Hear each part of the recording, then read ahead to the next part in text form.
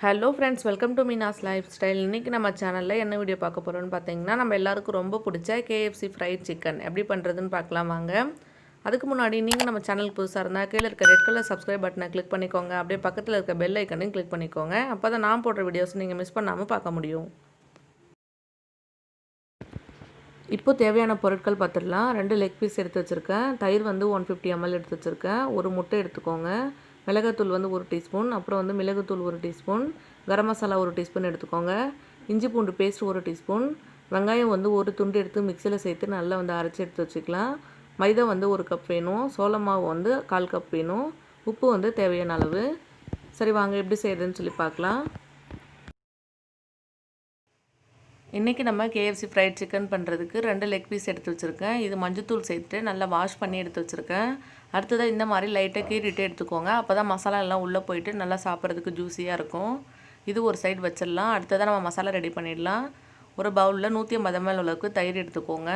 தயிர் வந்து ரொம்ப புளிச்சு இல்லாமல் பார்த்துக்கோங்க. அதே சமயத்தில் கொஞ்சம் கெட்டியாக இருக்க மாதிரி தயிர் எடுத்துக்கோங்க. அடுத்ததாக இதில் ஒரு முட்டை உடைச்சிட்டு சேர்த்துக்கலாம். நம்ம எடுத்துருக்க 2 லெக் பீஸ்க்கு ஒரு முட்டை வந்து சரியாக இருக்கும். இதையும் உடைச்சிட்டு இதில் சேர்த்துடலாங்க. அடுத்ததாக 1 ஸ்பூன் அளவுக்கு மிளகாய் பொடி சேர்த்துக்கலாம். உங்கள் காரத்துக்கு தகுந்த மாதிரி நீங்கள் அட்ஜஸ்ட் பண்ணிக்கோங்க. அடுத்ததாக 1 ஸ்பூன் அளவுக்கு கரம் மசாலா சேர்த்துக்கோங்க.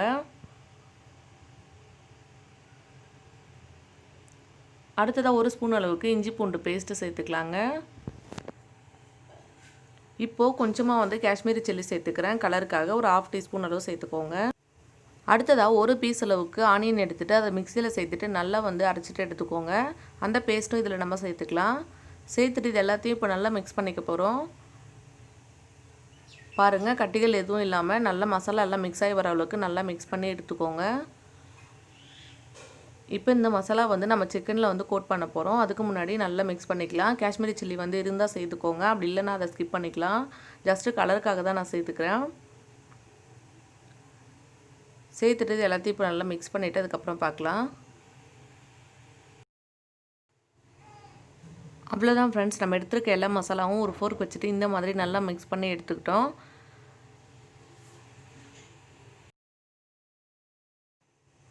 இப்போ வந்து மசாலா மிக்ஸ் பண்ணி ரெடியாக இருக்குது. அடுத்தது நம்ம எடுத்து வச்சுருக்க சிக்கன் வந்து இதில் சேர்த்துடலாம்.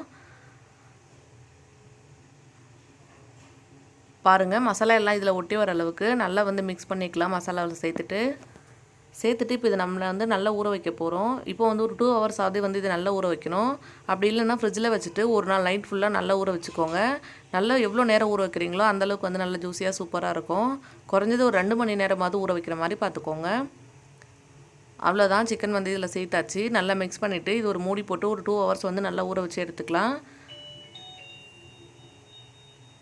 இது வந்து இருக்கட்டும். இப்போ நம்ம சிக்கன் 2 hours வந்து நல்லா ஊறி ரெடியாக இருக்குது. அடுத்ததாக வந்து மசாலாவில் கோட் பண்ணிட வேண்டியது தான். அதுக்கு வந்து 1 கப் அளவுக்கு மைதா மாவு எடுத்துக்கலாம். இதை வந்து ஒரு பெரிய பிளேட்டில் சேர்த்துக்கோங்க. அப்போ தான் வந்து நம்ம சரியாக வந்து கோட் பண்ணுறதுக்கு சரியாக இருக்கும். அடுத்ததாக வந்து ஒரு 1/4 கப் அளவுக்கு கார்ன்ஃப்ளவர் எடுத்துக்கோங்க. அதையும் இதில் சேர்த்துடலாங்க. அடுத்ததாக ஒரு 1/2 டீஸ்பூன் அளவுக்கு மிளகாத்தூள் எடுத்துக்கிறேன். கூடவே வந்து 1 ஸ்பூன் அளவுக்கு பெப்பர் எடுத்துக்கோங்க. பெப்பர் வந்து நிறையா சேர்த்துக்கோங்க. அப்போ தான் வந்து டேஸ்ட்டு சூப்பராக இருக்கும். அடுத்ததாக கொஞ்சமாக வந்து சால்ட்டை சேர்த்துக்கலாம். ஆல்ரெடி நம்ம சிக்கனில் சால்ட் சேர்த்துருக்கோம், அதனால் கொஞ்சமாக சேர்த்துக்கோங்க. சேர்த்துட்டு இது எல்லாத்தையும் ஒரு ஃபோர்க் வச்சு நல்லா மிக்ஸ் பண்ணிக்கலாம். தண்ணி எதுவுமே சேர்க்க தேவையில்லை. ட்ரையாக வந்து நல்லா மிக்ஸ் பண்ணிக்கோங்க. பாருங்கள், எல்லா மசாலாவும் ஒன்றா சேர்ந்து வரணும். அந்த மாதிரி நல்லா மிக்ஸ் பண்ணிக்கோங்க. அவ்வளோதான், நம்ம மசாலா மிக்ஸ் பண்ணி இப்போ ரெடியாக இருக்குது. அடுத்தா நம்ம எடுத்து வச்சுருக்க சிக்கன் வந்து இதில் சேர்த்துட்டு நல்லா கோட் பண்ணிவிட்டு பொரிச்சிட வேண்டியது தான். பாருங்கள், நம்ம மேரினேட் பண்ணி வச்சுருக்க சிக்கன் எடுத்து இதில் சேர்த்துட்டு நல்லா கோட் பண்ணிக்கலாம். அதுக்கு தான் ஃபஸ்ட்டு வந்து பெரிய பிளேட்டில் சேர்த்துக்கோங்க. அப்போ தான் கோட் பண்ணுறதுக்கு ஈஸியாக இருக்கும். பாருங்கள், இதில் சேர்த்துட்டு இந்த மாதிரி கோட் பண்ணிக்கோங்க. நம்ம 2 லேயராக கோட் பண்ணிக்கலாம். ஃபஸ்ட்டு இந்த மாதிரி கோட் பண்ணிவிட்டு மறுபடியும் ஃபஸ்ட்டு மசாலா இருக்கு இல்லையா, அதிலே வந்து சேர்த்துடலாம்.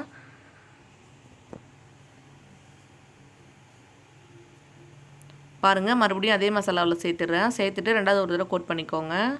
அப்போ தான் நல்லா கிறிஸ்பியாக சூப்பராக இருக்கும்.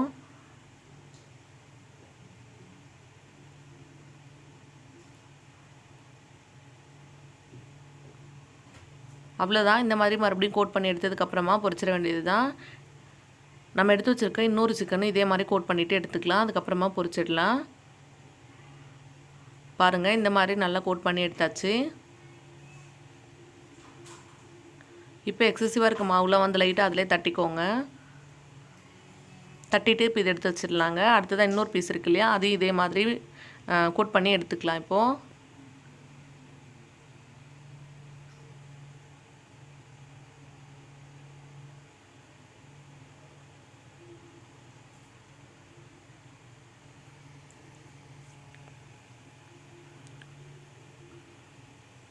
பாருங்கள் இன்னொரு பீஸும் இதே மாதிரி வந்து நான் கோட் பண்ணிக்கிறேன். கையில் வந்து மாவு பிடிக்கும், அதனால் கை அப்பப்போ வாஷ் பண்ணிவிட்டு அதுக்கப்புறமா கோட் பண்ணிக்கோங்க. அவ்வளோதான், ரெண்டுமே கோட் பண்ணி ரெடியாக இருக்குது. அடுத்ததாக வந்து பொரிச்சிடலாம் வாங்க.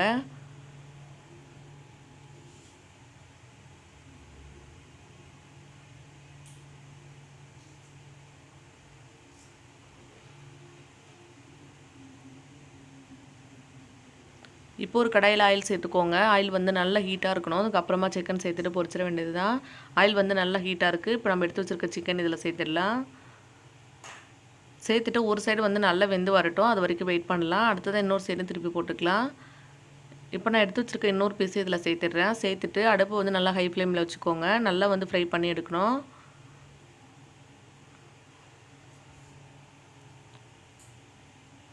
பாருங்கள் ரெண்டு சிக்கனும் சேர்த்தாச்சு. ஒரு சைடு வந்து இப்போ நல்லா வெந்து வரட்டும், அது வரைக்கும் வெயிட் பண்ணலாம். இது வந்து வேகிறதுக்கு கொஞ்சம் டைம் எடுக்கும், அது வரைக்கும் வெயிட் பண்ணலாம்.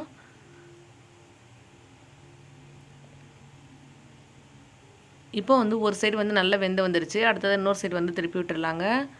இப்போ ரெண்டு சைடு வெந்து வந்ததுன்னா நம்மளுடைய சூப்பரான ஃப்ரைட் சிக்கன் வந்து ரெடி ஆகிடும்.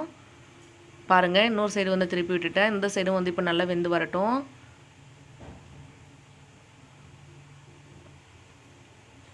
தேவைப்பட்ட அடுப்பு வந்து லோ ஃப்ளேமில் வச்சுக்கோங்க. அப்படி இல்லைனா வந்து ஃபஸ்ட்டே வந்து வெளியில் நல்லா வெந்துடும், உள்ளே வந்து வேகாமல் இருக்க மாதிரி இருக்கும். வச்சுட்டு பாருங்கள் ரெண்டு சைடுமே நல்லா வெந்து வந்துடுச்சு. பபுள்ஸ்லாம் அடங்கிடுச்சு பாருங்கள். இப்போ வந்து நல்லா வெந்துடுச்சு, வெளியில் எடுத்துட வேண்டியது தான்.